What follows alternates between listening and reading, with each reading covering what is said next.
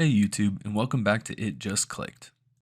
Today we're going to be talking about something that you'll see a lot in math, and that's x. X is a variable. So the first thing that we're going to talk about is what is a variable? A variable is an unknown number. You could really think of it as like a question mark, basically, because we don't know what it is. And a lot of the time, we're going to have to solve for it. So we're going to try and find what it is. An easy example of this might be if you want to know how much of something you'll have after a certain number is taken away. So, for example, if you have 4 apples and someone takes 2 away, you might set that up as 4 minus 2 equals x, and then you could solve for x. That x in that equation would represent how many apples we'd have left. But it's not always that straightforward. Let's say, for example, you went to the store and you got 3 bags of chips for a party, and the total came to $15. If you wanted to find out how much each individual bag of chips cost you, you could do 3x equals $15, and then you could solve for x. The reason we do 3x in this example is because we have 3 different bags of chips, and we want to find the cost of just one of those. So let's solve these first 2 equations. First, the one with the apples. So we have 4 minus 2 equals x. Well, this one is very straightforward, as we can just do 4 minus 2, which is 2, and then 2 will equal x. So we know that we'll have 2 apples left. So in that example, it was really easy to get x by itself. But now if we go to our example with the bags of chips, we don't have x by itself. We have 3x equals 15. So how can we get x by itself? This is where things get interesting. Because if you remember before when we talked about what an equation is, it's 2 numbers that are equal to each other. So as long as we make sure that the 2 sides are equal to each other, we can do different things to those sides to make them look how we want them to look. So if we go back to our example and we look at our 3x, it's important to note that this 3 here is called a coefficient. It means that we're multiplying x by 3 because we have 3 bags of chips. So in order to get rid of this coefficient of 3 here, we just need to do the inverse of whatever is happening to x. So if x is being multiplied by 3 in this case, then we need to divide by 3. So if we're going to divide by 3 to get rid of the coefficient, we need to make sure that we do that to both sides of the equation so that the equation is still equal.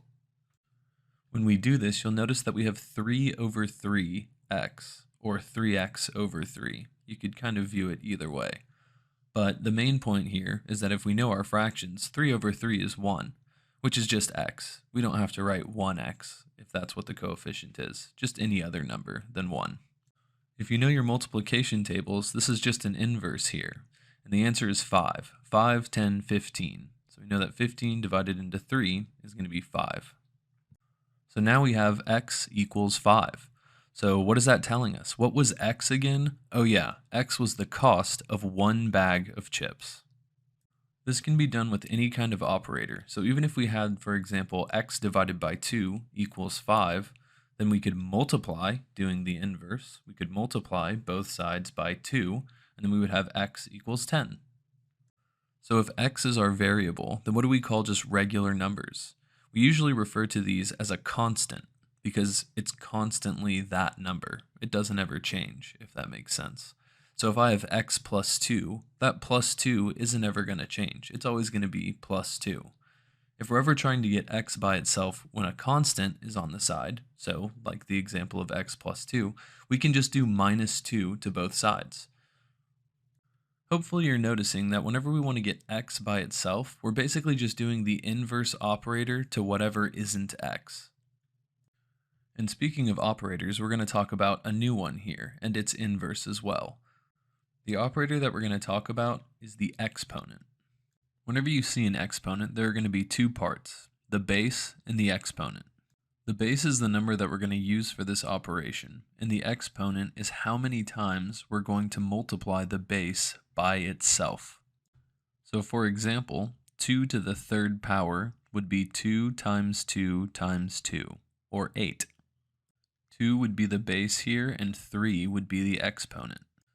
The inverse of the exponent is the radical. The radical has an index, and the number inside of the radical is called the radicand. When the index is 2, we call it the square root. When the index is 3, we call it the cube root, and we usually don't go beyond that. In the same way that we say square root and cube root, we might say a number is squared or cubed if it's taken to the second power or third power. When solving a square root, what we're looking for is the root number, so basically the base number that we used to get whatever answer that we had. So for example, if we have 16 as the radicand, so we might call that the square root of 16 or radical 16, then the answer would be 4, because 4 is the base when you square it to get 16, because 4 times 4 is 16. Addition gave us nice numbers, multiplication gave us the multiplication tables, and division gave us fractions. In the same way, exponents are going to give us perfect squares. Perfect squares are going to be any two numbers that multiply to a certain number. So for example, a perfect square would be 16, which would be 4, because 4 times 4 is 16. We call these perfect squares because when you take the square root of the number, you don't get a decimal. Knowing these perfect squares up to about 13 squared will be really helpful in the same way that the multiplication table, fraction table, and nice numbers are. There are also a couple of rules to be aware of when it comes to exponents, because you can see things like negative exponents or fractional exponents. So I have a chart here that shows the different kinds of exponents that you can see. Keep in mind, some of these things really just have to do with order of operations, which we'll talk about in a second here.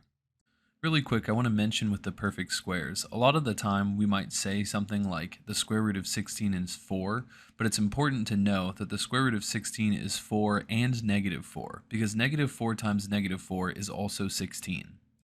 Sometimes this will be very relevant, other times it might not necessarily matter. Order of operations are basically what they sound like.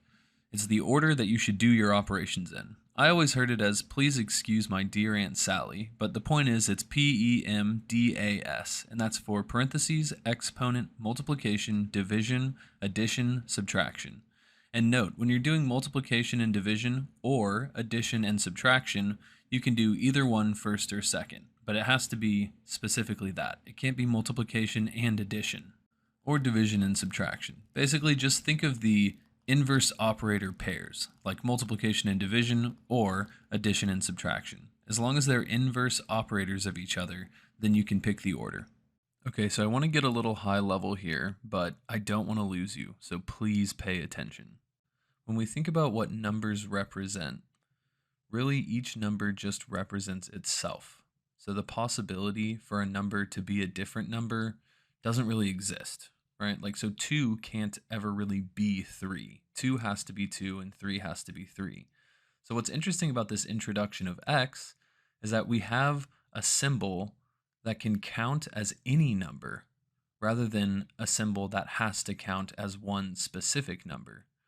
And that's really important because that is what opens us up to what's known as the number line, which is basically any number from negative infinity to positive infinity, because as we just talked about, x can be any of those numbers. What's interesting about the number line is that we can move back and forth on the number line, and that's something that we weren't really able to do before. I know that this is kind of weird to think about because we can always count to 10, but when we think about it in terms of mathematical equations, saying the number 1 is the same as saying 1 equals 1. Right? But with x, once again, x can be 1 or 2 or 3 or 4. So x can be any of the possible numbers on the number line, whereas any given number has to be that number. And it's this packing in of all possible numbers into one symbol, x, that allows us to go from a point to the number line. And when you go from a point which doesn't have a height or a width or, a mass or anything like that, when you go from a point to a line, you're adding something known as depth. And that's another dimension that you're adding. So in a sense, x brings us into the first dimension. And as we go into our next video, we'll enter the second dimension and we'll talk about how and why that's happening. And that'll do it for this video. So thanks for hanging out and watching. Always remember to comment, like, and subscribe, and I'll see you in the next one in the second dimension.